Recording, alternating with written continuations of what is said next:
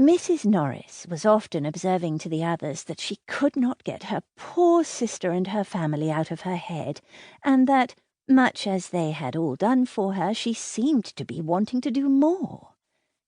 And at length she could not but own it to be her wish that poor Mrs. Price should be relieved from the charge and expense of one child entirely out of her great number. What if they were among them to undertake the care of her eldest daughter, a girl now 9 years old, of an age to require more attention than her poor mother could possibly give? The trouble and expense of it to them would be nothing compared with the benevolence of the action. Lady Bertram agreed with her instantly. "I think we cannot do better," said she. "Let us send for the child." Sir Thomas could not give so instantaneous and unqualified a consent. He debated and hesitated. It was a serious charge.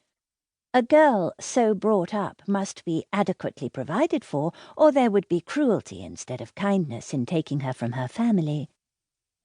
He thought of his own 4 children, of his 2 sons, of cousins in love, etc.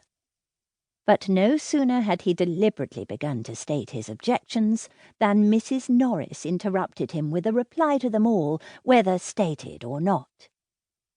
"My dear Sir Thomas, I perfectly comprehend you, and do justice to the generosity and delicacy of your notions, which, indeed, are quite of a piece with your general conduct.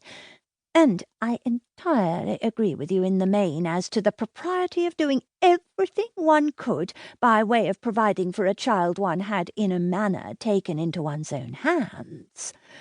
And I am sure I should be the last person in the world to withhold my mite upon such an occasion. Having no children of my own, who should I look to in any little matter I may ever have to bestow but the children of my sisters? And I am sure Mr. Norris is too just. But you know I am a woman of few words and professions. Do not let us be frightened from a good deed by a trifle. Give a girl an education, and introduce her properly into the world, and 10 to 1 but she has the means of settling well without further expense to anybody. A niece of ours, Sir Thomas, I may say, or at least of yours, would not grow up in this neighbourhood without many advantages.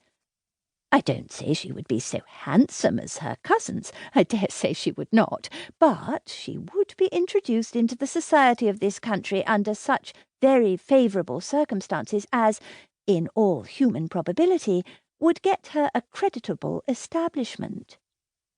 You are thinking of your sons, but do not you know that of all things upon earth that is the least likely to happen, brought up as they would be always together like brothers and sisters? It is morally impossible. I never knew an instance of it. It is, in fact, the only sure way of providing against the connection. Suppose her a pretty girl, and seen by Tom or Edmund for the first time 7 years hence, and I dare say there would be mischief. The very idea of her having been suffered to grow up at a distance from us all in poverty and neglect would be enough to make either of the dear, sweet-tempered boys in love with her.